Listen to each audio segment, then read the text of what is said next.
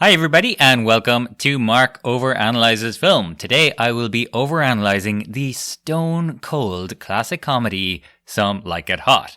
Just a little housekeeping up top. Unfortunately, it has been proving harder and harder for me to produce this podcast on a regular schedule. And, well, just about impossible for me to produce an episode on the old schedule of every 2 weeks. I apologize, I do really wish I could maintain my old schedule, but I still love doing this and I'm not ready to give up the podcast just yet. So I will be maintaining it and I'll see how I go, but it might be more something on a monthly basis, at least for the moment. Okay, now on with the show. And let me start by saying I love Billy Wilder. He is one of my all-time screenwriting heroes, and I would pretty much happily overanalyze any of his films. But I was particularly interested in figuring out Some Like It Hot for two reasons. One, it's generally regarded as one of the best comedies of all time, and two, far more interestingly for me, I really wasn't sure how it actually worked as a story. By that I mean, I wasn't sure what it was actually, quote-unquote, about. I felt somehow that it was, totally coherent as a story, despite the fact that it feels so chaotic and loose, but I didn't know how. I didn't understand where the coherency was or something. Was there a connection between these separate elements of the premise? Like, two guys dress up as women to go on the run from the mob feels like a pretty classic Hollywood pitch. But why were Joe and Jerry the characters they were? How exactly did they change? Why were they jazz musicians specifically? Like, why not actors, say, like Tootsie or Mrs. Doubtfire? Or administrators like C.C. Baxter? And did all these things connect to each other? I didn't know the answer, but I knew that a film this good, that felt this coherent, with Billy Wilder and IAL Diamond behind it, didn't just mush a bunch of fun ingredients together. There is thematic cohesion here, or what Aristotle might have called unity. And the more I analysed, the more satisfying Some Like It Hot became. If I were to say the one big difference between Some Like It Hot and simply like very good comedies from the last 30 years especially, I think it is this kind of thematic clarity that runs through it. The central premise, the characters, the setting, the plot, the jokes, and the ultimate moral of the story aren't just fun. They're thematically deep, rich, and cohesive. Cross-dressing, jazz, and the immortal final line are not just fun extras, they're all kind of refractions of the same idea. And that's why Some Like It Hot stands astride its genre. Plus, it's really funny. So, with all that in mind, and in a bid to explain just why I fell so in love with this story, first I'll define our protagonist Joe, then I'll go through the stages of the story, and finally I'll talk about the central role of jazz, and specifically the thematic resonance of syncopation in Some Like It Hot. Okay, first the protagonist. Now, one of the things I truly love about Some Like It Hot is that it lets all the main characters truly play with the theme. That's really important in my view, and I want to emphasize it throughout. But Joe is the one who drives the story more than anyone, and he is also the one who changes the most. So he is our protagonist, and we're going to define him in 3 ways. First, to know who he is as quickly as we can, the film tells us his life dream. This is the thing our protagonist wants or is after when we first meet them and before the plot has really kicked in. And Joe is a broke musician who, along with his best friend Jerry, is just trying to get by. But, unlike Jerry, he's a handsome, degenerate gambler who takes what he can from people in order to stake it all on getting rich quick. In other words, he's attractive, charming, and very bad news.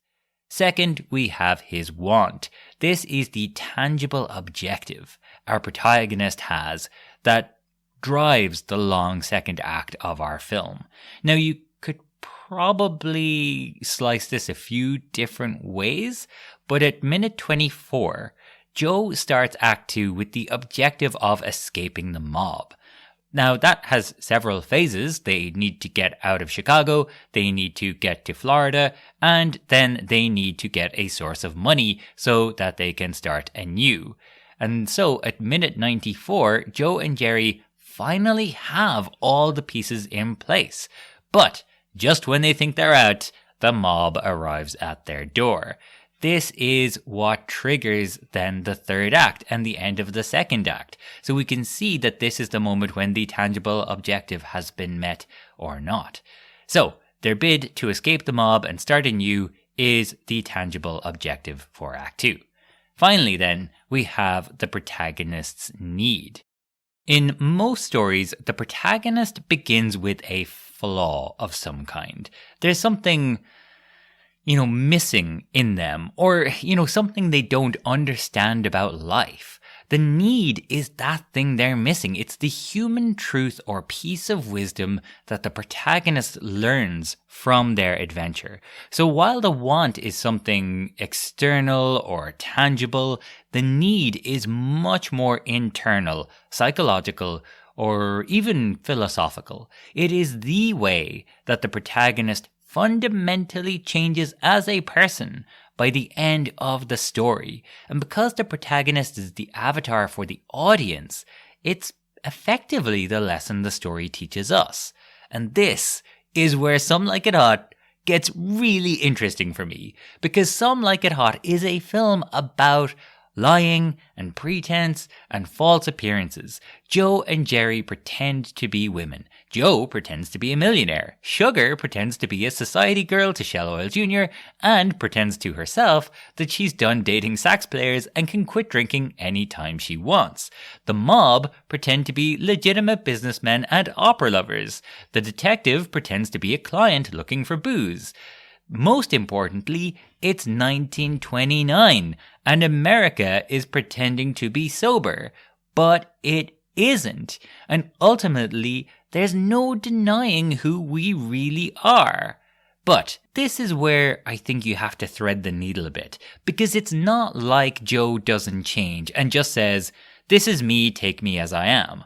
Rather, at the start, he's really saying some version of, "This is how I appear, take me as that." But by the end, exactly because he's been pretending to be something he isn't for so long, a caring, thoughtful companion, he eventually says, "Okay, this is the real me. Don't accept me because you can do better."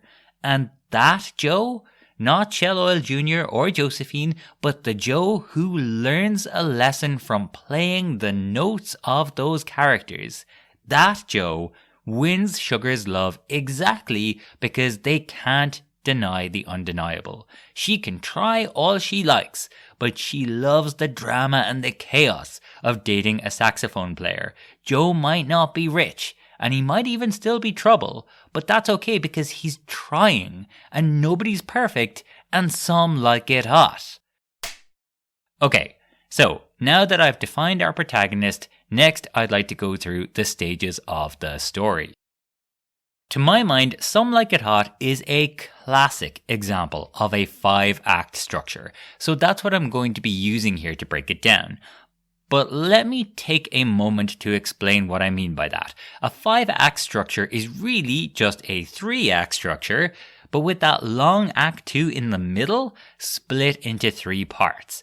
For that reason, I'm going to use the admittedly awkward nomenclature of Act 1, Act 2A, Act 2B, Act 2C, and Act 3.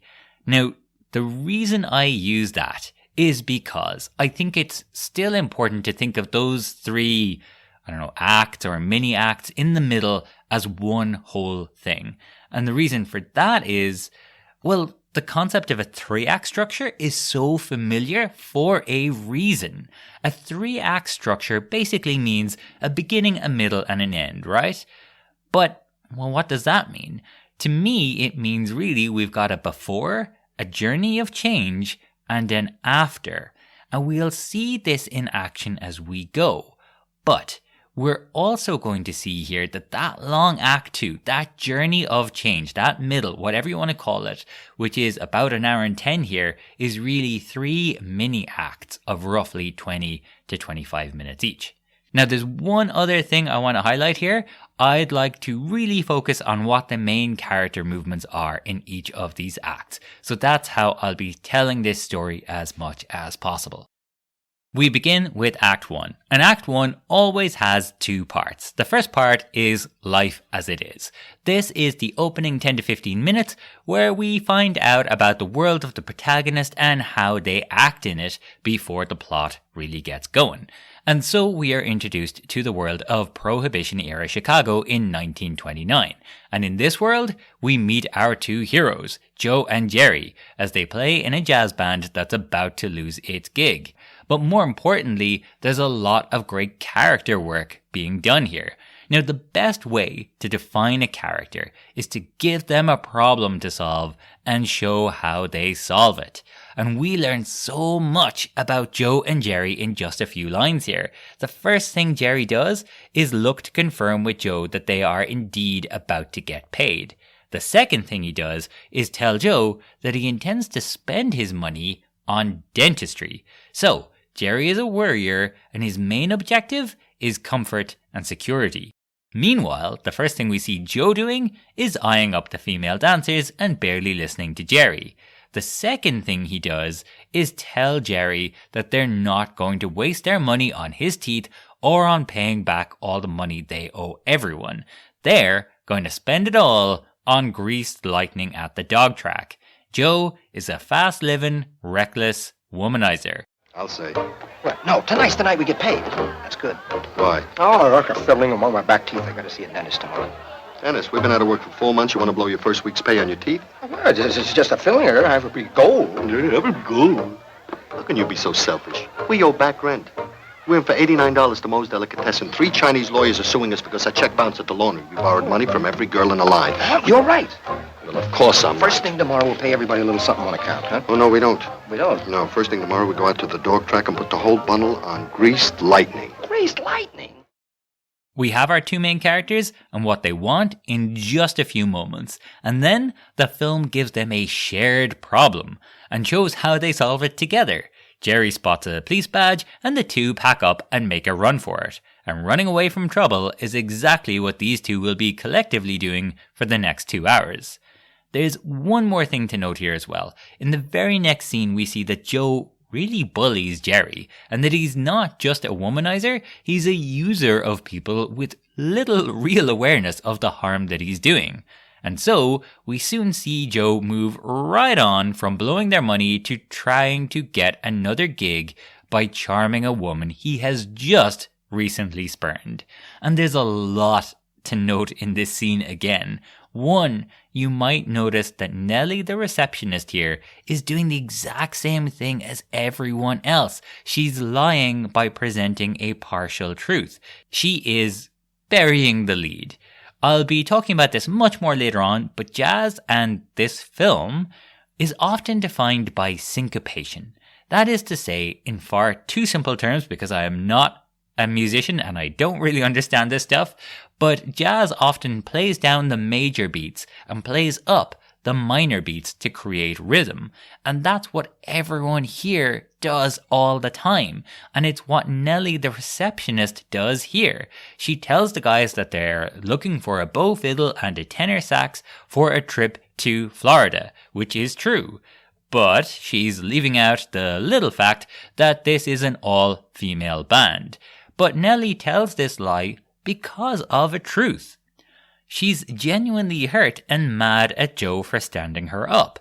Again, everyone here is pretending all the time, but revealing something about themselves through it, and that's kind of the point. 2. This is the scene where we really see the before Joe in all his glory. It's this scene that will really show how much he's grown by the end, because here, Joe absolutely plays Nellie to get what he wants, and he can do it because he's handsome, charming, and full of brio. But his old ways are about to ruin his life, because this will lead directly to Joe and Jerry witnessing Spats Colombo's Valentine's Day massacre, and soon Joe and Jerry have no choice but to don dresses and join an all-female jazz band. And so, from minute 24, they now have a tangible objective that will drive the next 70 or so minutes of our story. And so at that, we end Act 1 and we enter Act 2. Act 2A here is really from about minute 24 until minute 48, or basically everything on the train. This part of any story is defined by 3 things. The first is a what's the plan scene. This is a scene that tells the audience the beginning is over and this is the adventure you can expect to see. And so here, between minutes 24 and 28, we learn a lot. Joe and Jerry dress up and pass themselves off as women for the first time, as 2 real ladies from the Sheboygan Conservatory of Music. On the platform, Joe insists they just need to get to Florida, and then they have their first encounter with Sugar, who is immediately attractive to both men. And you might notice that Jerry is pretty much ready to chase her from moment 1, whereas Joe is far more calculated. Finally, when Joe and Jerry get on board, the women of the band are full of life and seem to immediately spark some kind of playfulness in Jerry. These few minutes are telling us so much about where the next hour and change is headed. Now, let me take the second and third thing that defines this mini act in one go.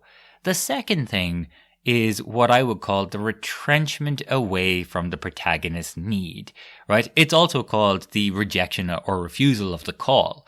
Basically, the protagonist has just begun trying out a new way of being, but this isn't easy for them. Change is hard, nobody likes it. And so they will initially try to get back as quickly and as easily as possible to their old way of being in Act 1.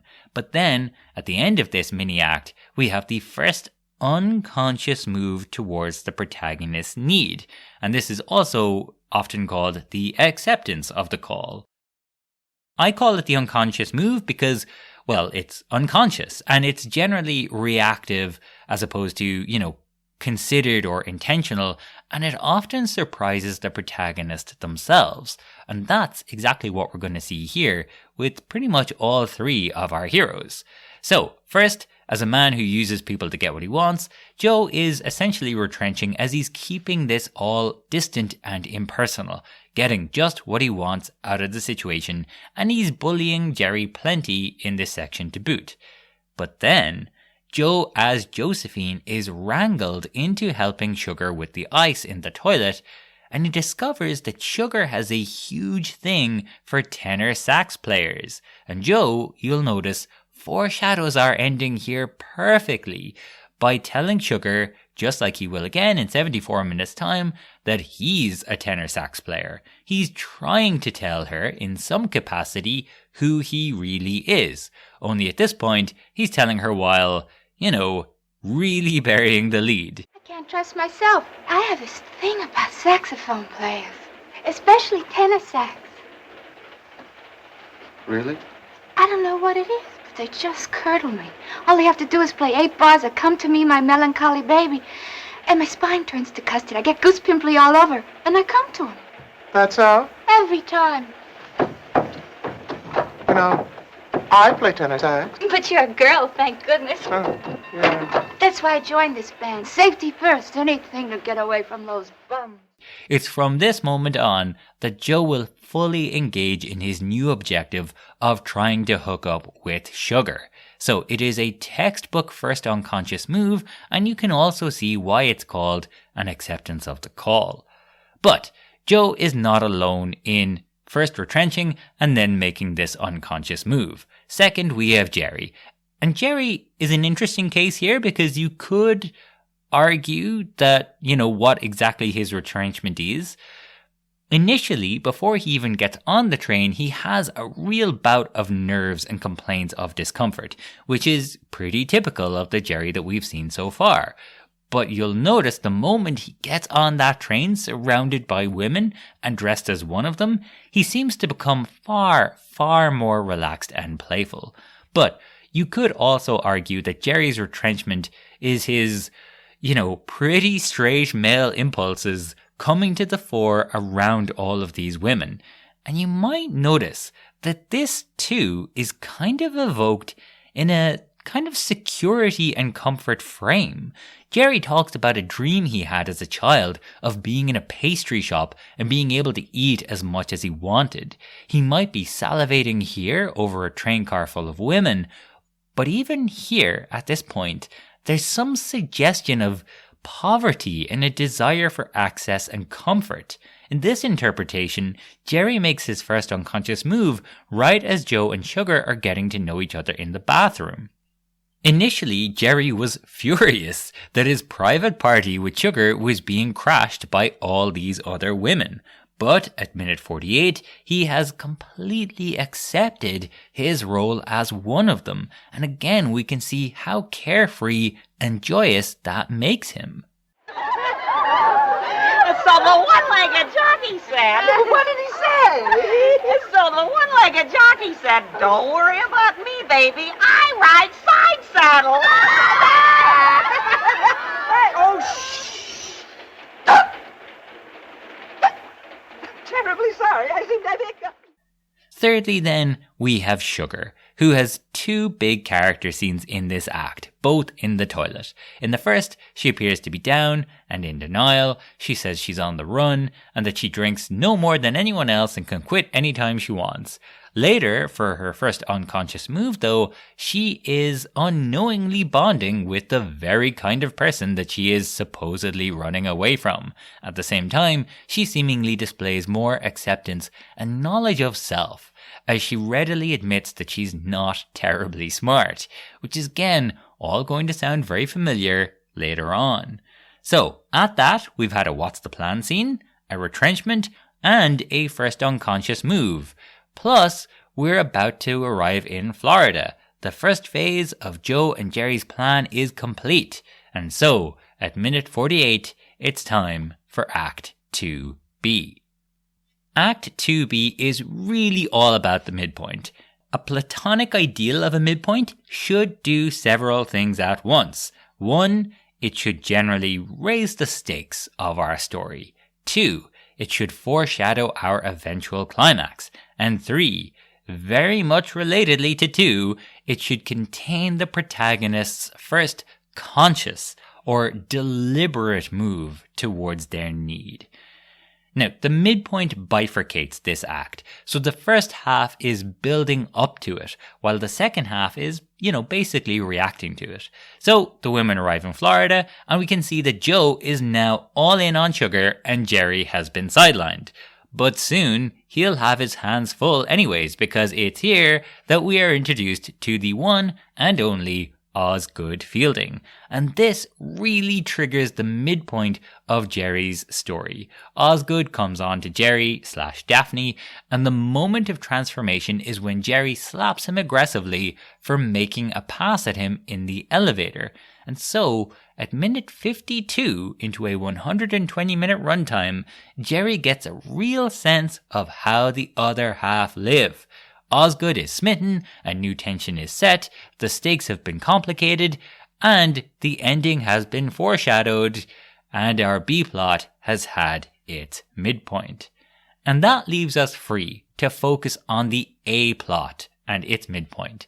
Ever since Sugar told Josephine just what she's looking for, there's been a subtle tension of whether Joe will be able to take advantage of that knowledge or not. And here we see him put his plan into full effect. He tells Sugar she's definitely going to meet the man she's looking for. Then we discover he's stolen Beanstalk's clothes, and once he's alone, Joe fully springs into action. Now, this is a story about a man who pretends to be a thoughtful, caring woman, and through that process becomes a thoughtful, caring man. Eventually, Joe will embrace those qualities into his own psyche, but he's not there yet. So, right at our midpoint, Joe embodies those qualities as a man, just not as the man he actually is. So at minute 57 into a 120-minute runtime, we have a sudden close-up of Joe being very much himself in scheming, but wearing the dress, jewelry and gloves of Josephine, and also the hat and glasses of a timid gentleman millionaire he will pretend to be. in this brief moment, we see how he applies one layer on top of another layer. He is taking the female characteristics he has learnt as Josephine, and he is applying them to the male character he is creating as Shell Oil Jr. All of this is going to compound on him later, but right now, it's kind of external. That right there is brilliant visual, thematic storytelling. Now, I think you could argue that the beach scene that follows is, at least part of the midpoint, as we'll see, but it's really from here that we're in the honeymoon stage of our story. Now, it's called the honeymoon stage because after the protagonist has acted in accordance with their need at the midpoint, things generally start to go well for them. And this is also the part of the story that normally most resembles the true resolution of Act 3. And you can really see that because, man alive, the foreshadowing here is amazing. We cut to the beach where we will end our story. Then Sugar comes running in from the sea with Jerry as Daphne. And you might notice that here, almost exactly halfway through our story, a prospective love interest almost recognizes that Daphne is actually a man. Not only that, but this same prospective love interest does not shame Daphne at all for her masculine features. Daphne, I had no idea you're such a big girl. Oh, Sugar, you should have seen me before I went on a diet. Oh, I mean, your shoulders and your arms. well, that's from carrying that bull fiddle around all day. Oh, there's one thing I envy you for. What's that? You're so flat-chested. Clothes hang better on you than they do on me. And then we have arguably the real midpoint of Some Like It Hot. 59 minutes in, almost exactly halfway, Sugar Cane literally falls for Joe. And again, the amount of foreshadowing is amazing. In our final climactic moment, Joe is going to tell Sugar to go back, to leave him, to go be with the millionaires in Florida. And Sugar will ignore his warnings and throw herself at him. But remember, the point here is that through pretending to be a certain way, Joe will eventually genuinely become that way. So in that climactic moment, he will mean it. But at our midpoint, he will pretend to attempt to send her away as a means of attracting her. And that's exactly what his act does. Joe wins her attention by taking the more, kind of submissive quote-unquote role and letting her hit on him and slowly revealing that he is the rich millionaire son of the Shell Oil magnate. Now, this scene is maybe my favorite in the whole film. It's really good, and it exemplifies perfectly this idea that these characters are both engaged in artifice, but are also genuinely connecting. Because not only does Joe pretend to be someone else, Sugar does too. She claims to be a society girl and repeats Joe's lie as she says she went to the Sheboygan Conservatory of Music for 3 years. It's a good school. And you can see Joe recognize something here. They are the same. They have a deeper connection than anything cosmetic could reveal. They're both pretenders. They're both players. And again, something deeper is revealed, as within this game, they both reveal how boring the rich life actually seems to both of them. They can claim they want to be rich, but actually being rich sounds boring. They prefer things hot. Oh, well, I guess some like it hot. I personally prefer classical music. Oh, I do too. As a matter of fact, I spent 3 years at the Sheboygan Conservatory of Music. Good school. And your family doesn't object to your career? They do indeed. Daddy threatened to cut me off without a cent. But I don't care. It was such a bore, coming out parties. Inauguration balls. Opening of the opera. Riding to hounds. And always the same 400. It's amazing we never ran into each other before. I'm sure I would have remembered anybody as attractive as you are. You're very kind. I'll bet you're also gentle and helpless. But at that, Jerry discovers Joe's plan, and he is none too impressed at being outmaneuvered. So, the stakes have been raised, the climax has been foreshadowed, and now Jerry has attracted Osgood and been recognized but not judged for his masculine features. Sugar has thrown herself at Joe without realizing who he is, and Joe has met Sugar as a softer version of himself. Not only has our protagonist made his first conscious move towards his need, but everyone has. That is a midpoint. Billy Wilder, IAL Diamond, you are my heroes. But this all leads on into the next scene, where Jerry leads Sugar as quickly as possible up to their room. And Joe continues to outmaneuver Jerry and convince Sugar that she should chase this millionaire she met. But now things are getting more complicated, and Joe starts to show his harder side again. And there's a clever inversion of that midpoint, as he now wears male clothes, but layers on the female wig and makeup on top of it. And just like his outfit, Joe himself is inverting in behavior. On the beach, he was at least pretending to be a gentleman. Here, he's going right back to his aggressive, bullying, manipulating ways. Soon, he makes plans for Osgood and Daphne, and he now has a plan for how he can meet Sugar again in character as Shell Oil Jr.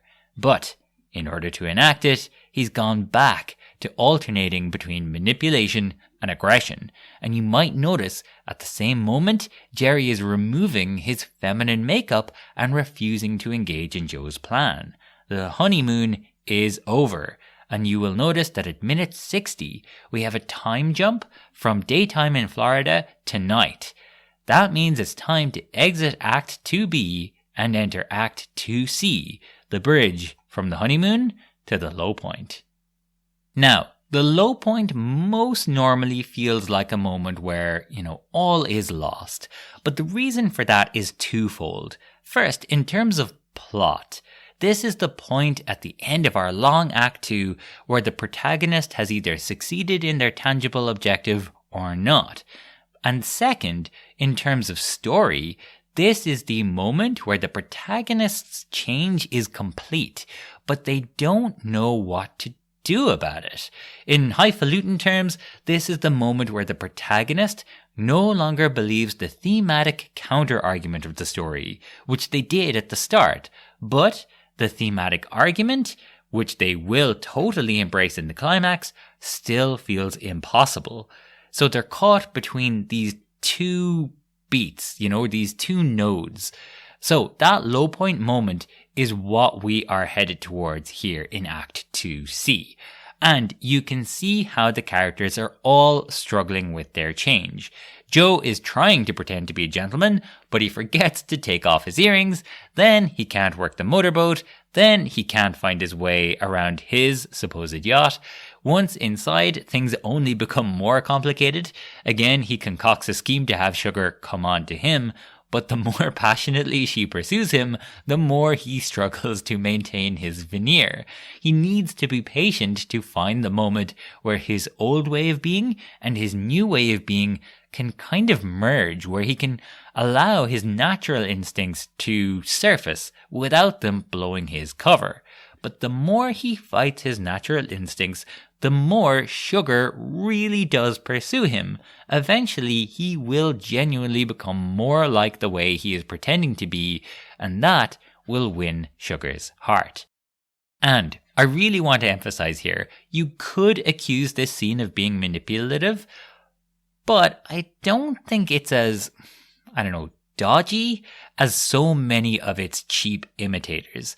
The clued-in guy playing and taking advantage of a clueless, beautiful woman is a ugly trope that has a lot of tasteless examples. But what elevates this scene here is exactly what elevates Some Like It Hot in general. That is, Sugar has real agency. She has her own scheme and her own dubious motivations. She's at least partly pursuing this guy under false pretenses because of his money. But this complicates her own journey. Just like Joe, her natural instincts and what she is after are sort of fighting each other. She's attracted to Joe himself, the textbook tenor sax player she's always attracted to, and she is sexually aggressive in a way that she enjoys. but she currently believes, at least on some level, that she's trying something else. So she's unconsciously going after the person she ultimately wants to go after, but at this point, she thinks she's doing the opposite.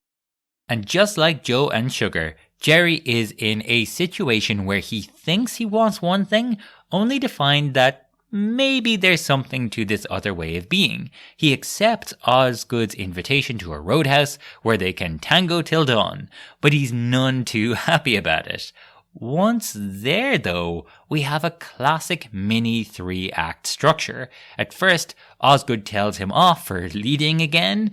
Second, Jerry as Daphne is embracing the role more and holds a flower between his teeth before passing it to Osgood. Finally, the third time we join them, the two dancers have really found a new balance between them. Osgood circles a Jerry who has fully embraced the role. Osgood ropes him in and dips him, and in return, Jerry spins Osgood around and dips him even more. Right before this final visit to the roadhouse, in the script, the final beat on the boat has a back and forth about Sugar selling kisses for the milk fund, and then reads, "She doesn't have to kiss him anymore. He takes over now." So, Joe has successfully fused this new way of being with his old ways. Sugar has gotten the tenor sax player without realizing it, and Jerry has found a balance between his male and female personas that allows him to be joyful and win Osgood's adoration. But we're still missing a plot element. Remember, the tangible objective was to get to Florida, get paid, and just maybe get Sugar. Our protagonist has gotten to Florida, and he's now both hooked up with and fallen for Sugar. But there's still the question of money. So, Joe returns to his room to find that Jerry has now gone so undercover that he plans to marry Osgood. Joe tells Jerry he cannot go ahead with his scamming plan, but also, well, what's the harm in keeping Osgood's present of a diamond bracelet? This is their ticket. This is their payday. So, all our characters have changed, and the tangible objective has been met. At minute 98, Joe has lied to Sugar the way he would have normally, but now, instead of leaving her with an empty tube of toothpaste, he's going to come clean with her. And Jerry has been offered money, but wants to give it up, to be honest. But to complicate things much, much more, Joe and Jerry are not going to get the chance to do any of those things, because the mob have suddenly turned up on their doorstep. I feel like such a tramp. Taking jewelry from a man under false pretenses. Get it while you're young. You better fix your lips. You want to look nice for Osgood, don't you? It is just gonna break his heart when he finds out I can't marry him. So it's going to break Sugar's heart when she finds out I'm not a millionaire. That's life. You can't make an omelet without breaking an egg. What are you giving me with the omelet? Nag, nag, nag. Look, we got a yacht, we got a bracelet, you've got Osgood, I've got Sugar. We're really cooking. Joe, What? something tells me the omelet is about to hit the fan. The characters have fundamentally changed, but it doesn't seem to matter. And just as it seemed that they had escaped, they find themselves on the run once more. That is a low point. And so it's high time we ended our long Act 2 and we entered Act 3. Act 3 has two parts, a false resolution and a true resolution. And this whole thing is just masterful storytelling. The mob turn up and almost recognize Joe and Jerry as Josephine and Daphne, so we wonder whether Joe and Jerry will be able to escape before Spatz and his crew will recognize and kill them. But as this tension is playing out, our main story bubbles to the surface, and this might be as clear an example of a false resolution beat as I can think of. Remember, the protagonist has already changed by Act 3, but they don't know what to do with that change yet. And so Joe has become a better man, but this leads to him making a decision that bucks away from our true resolution. We forget anything? Yeah, there's the shaving stuff, Oh, yeah. and there's also Sugar. Sugar? Give me room 414. Now, wait a minute, what are you doing? Making a telephone call. A telephone? Who has time for a telephone call? We can't just walk out, Anna, without saying goodbye. What sense when? You usually walk out and leave them with nothing but a kick in the teeth. That's when I was a saxophone player. Now I'm a millionaire. Well, mail or a postcard. Those gorillas may be up here any minute. Hello, room 414. This is the ship-to-shore operator. He insists on calling Sugar even if he does have to run out on her. And unlike all those other saxophone players, Joe now refuses to leave her with nothing. An hour and a half ago, he would have bet the diamond bracelet at the track. Now he gives it away to the woman he has to run out on, even if it means he and Jerry might starve. He has undeniably changed, and changed wholly, but he's still lying about who he is and his situation, and he's still going to end up leaving Sugar behind. It's a great example of a character decision that defines a false resolution. Then, of course, we see that Sugar is heartbroken, back on the booze, and it appears all hope of a happy ending here is lost. But that's not the concern of Joe and Jerry right now, because they end up wandering right into Spats and his crew. They realize that maybe those dames ain't dames, and the chase is on. Joe and Jerry manage to stay one step ahead, but accidentally run right into a mob meeting. And again, the thematic resonance is so strong all the way through here. The mob pretend to be a sophisticated organization of opera lovers, even though their leader is deaf. Plus, they keep revealing how illegal and dangerous they really are. And nobody reveals who they really are through playing a role more than their leader, Little Bonaparte. He attempts to play a coy, but he keeps letting his emotions get the better of him and saying the quiet part out loud. I'm looking around for somebody to fill my shoes. I've been considering several candidates. For instance, there's a certain party from Chicago, Southside Chapter. Now, some people say he's gotten a little too big for his spats. But I say he's a man who'll go far. Some people say he's gone too far. But I say you can't keep a good man down. And then they wheel out a birthday cake for Spats, nominally to celebrate his birth, but actually to spell his death. So, Spats is dead, and he and his crew will not find and kill Joe and Jerry. But now Joe and Jerry have to evade Little Bonaparte's crew. This is our final tension, and so with 7 minutes to go or so, we are now entering the true resolution. A few minutes ago, the two men were going to be killed by Spats, but now he's dead. A few minutes ago, Jerry was going to leave Osgood behind, but now he has to call him to suggest an elopement. A few minutes ago, Joe lied to Sugar about who he really was to spare her a heartbreak she would feel anyways. But now he simply can't bear it, putting himself at grave risk to soothe a breaking heart. Joe/Josephine approaches a mournful Sugar, singing that she's through with love. And with a kiss, Joe reveals to Sugar that he, Josephine, and Shell Oil Jr. are all the one person. Her closest confidant, the millionaire she seduced on that yacht, and the sax player she finds irresistible are all one and the same. And as the men run for Osgood's motorboat, Sugar changes too. A few minutes ago, she was still pretending to be a rich society girl as Joe broke her heart over the phone. Now, as Joe is about to sail out of her life forever, she chases him down, and she makes no bones about it. She does so because she's not very bright. But hey, that's okay. After all, Joe's a saxophone player, and Daphne is a man. And that's alright with everyone involved, because nobody's perfect, and some like it hot. You don't want me, Sugar. I'm a liar and a phony. A saxophone player.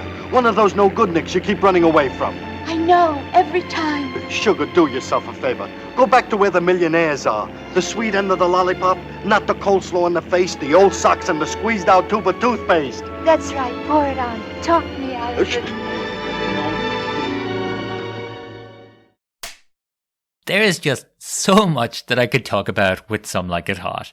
But Billy Wilder is one of my heroes, and so I'm going to talk about his work here in relation to, well, just about my favorite topic, and that is thematic harmony. Specifically, I want to talk about this film's famous title and what it reveals about the story.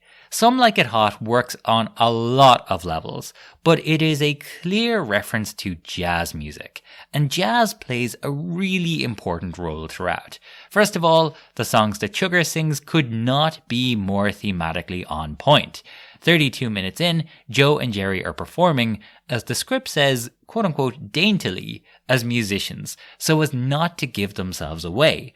But when they're encouraged to goose it up a little to, match the women around them, the true nature of their adventure kicks in, and Sugar breaks out of the pack to sing a song about the fun of being carefree and out of control, running wild.